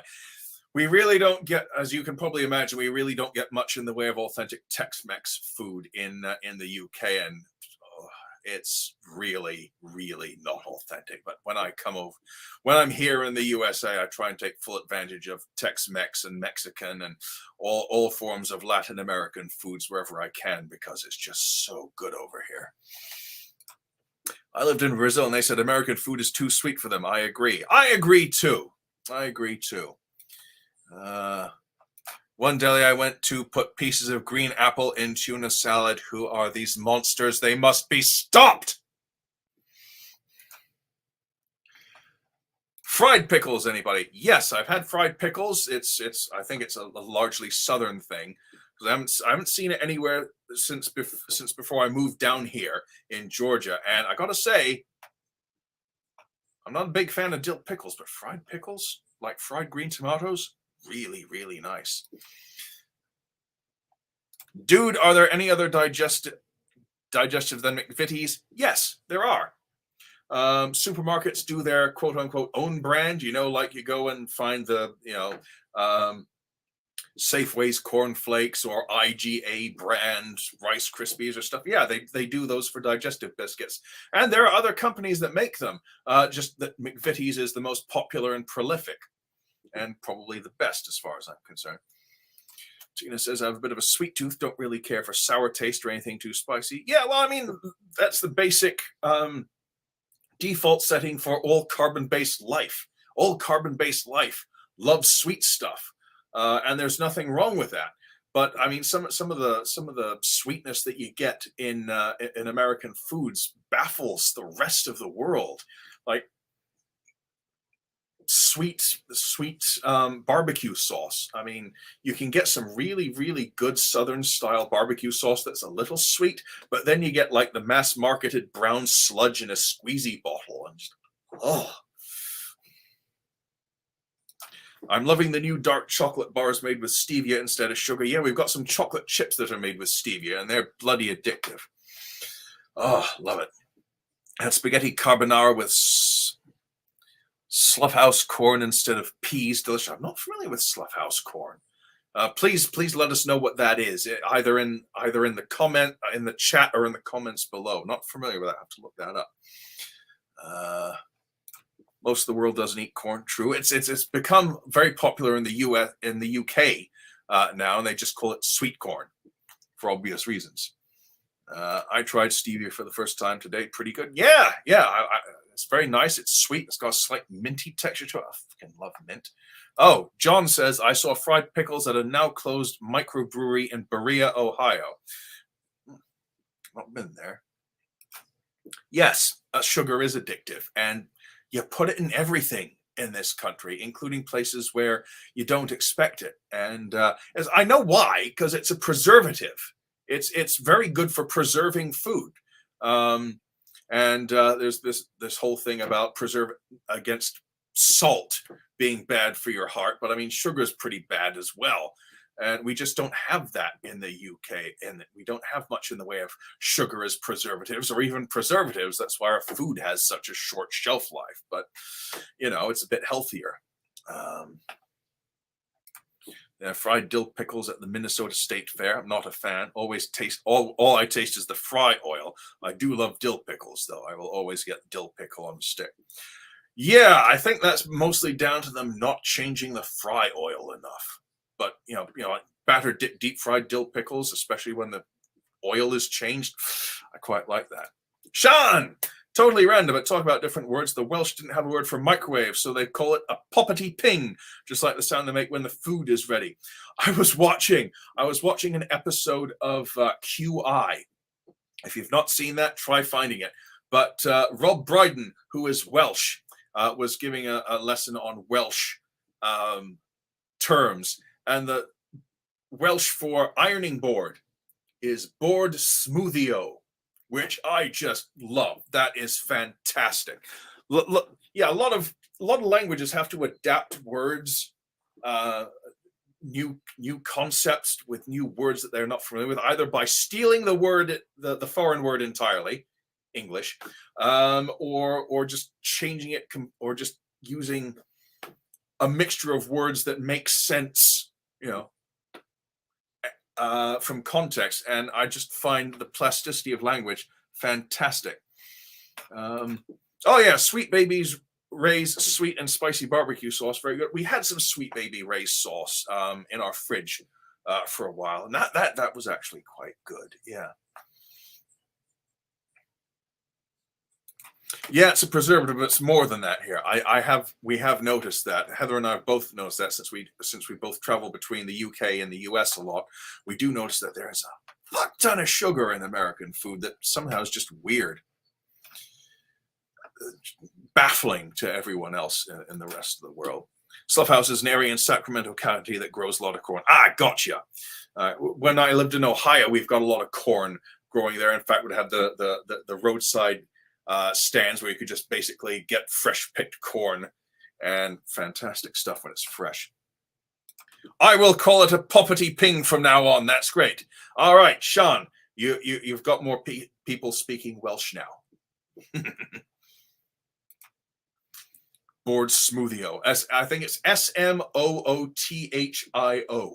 Board smoothio. Fantastic. Even in soup, for heaven's sake. Yeah, that I don't get. There are a lot of things I've tasted where, why is this sweet? This should not be sweet.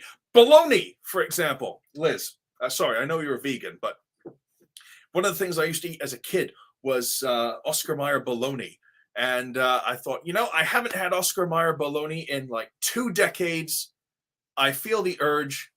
Let's get some bologna. So I bought some bologna. And it's got sugar and corn syrup in it now. And it tastes sweet. And I just, no. But it's sweet now. Faye Ray, Heather. Faye Ray says, Nigel, you are lovely. Thank you, by the way, Faye Ray. And please tell Heather we miss her and want her too. I must go now, so bye. Bye. Thanks for dropping by. Thanks for spending this time with us. And I've definitely shouted that down to Heather downstairs. Yuck, sweet bologna. Yes, exactly. Exactly. Right. So let's talk about a follow-up topic. I'm doing that, my sweet.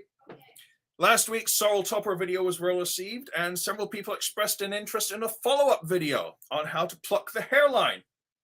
So we'll work on that. I can't guarantee a day, a publication date, or when that will be made available, but we'll work on that, definitely.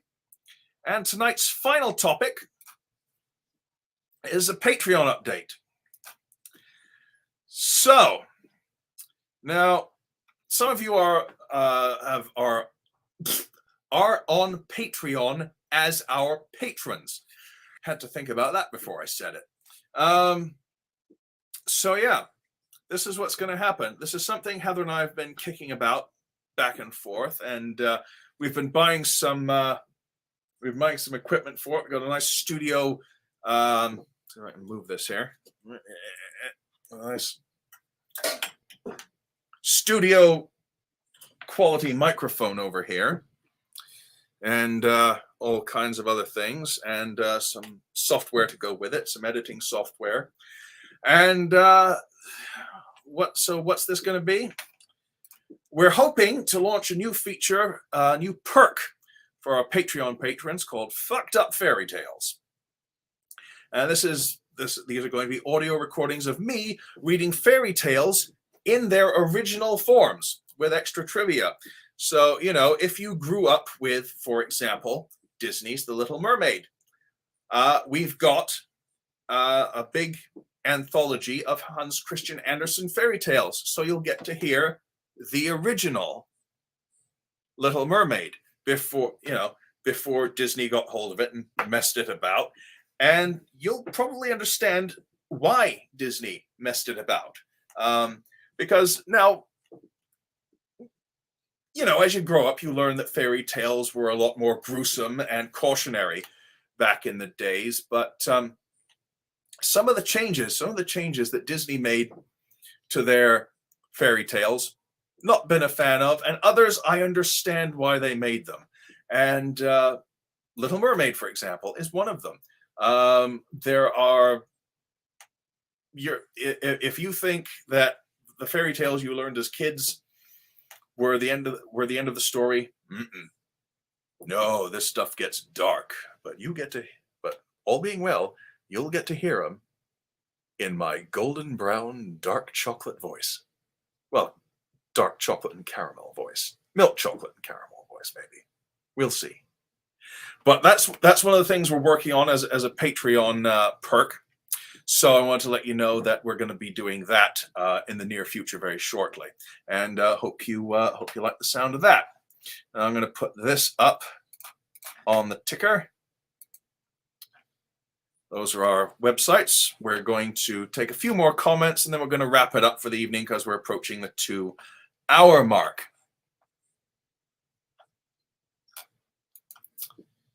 I'm not a fan of sugar in foods here. Yeah, I think a lot of people are on that as well. Whoops, slipped again there. Sarah. Thank you for Smoothio, SMWDDIO. That's how it's spelled. Board Smoothio, because in Welsh, W is a vowel. That makes sense. It's a W, Smoothio. And double D, you know, is more sort of an eth than an actual D in terms of pronunciation when it comes to Welsh. But yeah, good stuff. Smoothio. Thank you for clearing that up, Sarah. Thank you for clearing that up. Where my aunt lived in Illinois, there was cornfields all around her. Same for where I lived in Ohio. You could basically, where I lived was a little suburb that was near Kent State University's Stark campus. You drive like 3 minutes in any direction and you'll eventually come to a cornfield. Fantastic. Sugar and everything, it's politics, all those lobbyists. Truth. We have to watch ingredients too, given my wife needs to maintain a level of no-carb diet. Yeah, I mean, it's the same with me and like dairy and nuts. It's surprising how much dairy and or nuts sneak their way into foods where you wouldn't expect them to be. I mean, you'd expect them in, say, like a peanut butter parfait, for example, but not in say like crackers or something that like contains tree nuts or something like that. Like, why? It doesn't say that they're walnut based crackers or something, and yet there they are. Liz, glad to hear you like the sound of that. They were indeed violent. Oh boy, they were violent. I know why Disney messed it about, because Little Mermaid, that ending in the book, oh, it's not just the ending. It's not just the ending, Serena. Oh, I read it through. We bought a whole bunch of fairy tale books for this project, and I was reading through them, and some of the fairy tales, oh Lord, it's not just the endings. Oh, shattered fairy tales from the 60s, fractured fairy tales from Rocky and Bullwinkle. That's what that puts me in mind of. Fractured fairy tales as written by Edward Everett Horton. I remember that. I read the originals as a kid. Very dark. Yes, indeed. Hans Christian Andersen's version was so much better. I'm sure it was in many aspects, and there are other aspects. Yeah, I know why Disney changed it. And it's not just for the ending. I may have said that once. Don't get me started on Disney. What a crook. Oh, Liz. Oh, kindred spirits, you and I. And it's not just Walt himself. Oh, Disney. Don't get me started on Disney. Oh boy. You do have an awesome voice for that. Why? Thank you, Kathleen. I love fractured fairy tales. Yes. Filipino spaghetti sauce, very sweet, but not for moi. I've not tried Filipino spaghetti sauce. Lived in Malaysia for a while, tried all kinds of things, all kinds of lovely things like nasi goreng, ikan bilis, and all that sort of thing. Different types of bananas that you don't get here, but I've never heard of Filipino spaghetti sauce. I might have to try that just to say I tried it. Cheryl says, when I lived in Nebraska, I learned all that corn is mostly feed corn for animals. Sweet corn is for humans. That's fascinating. Well, in the old English time, corn just meant any grain. Like you've heard of John Barley corn, for liquor, the personification of liquor. Yeah, corn just meant any grain, and that's why they specify that maize is sweet corn in the UK.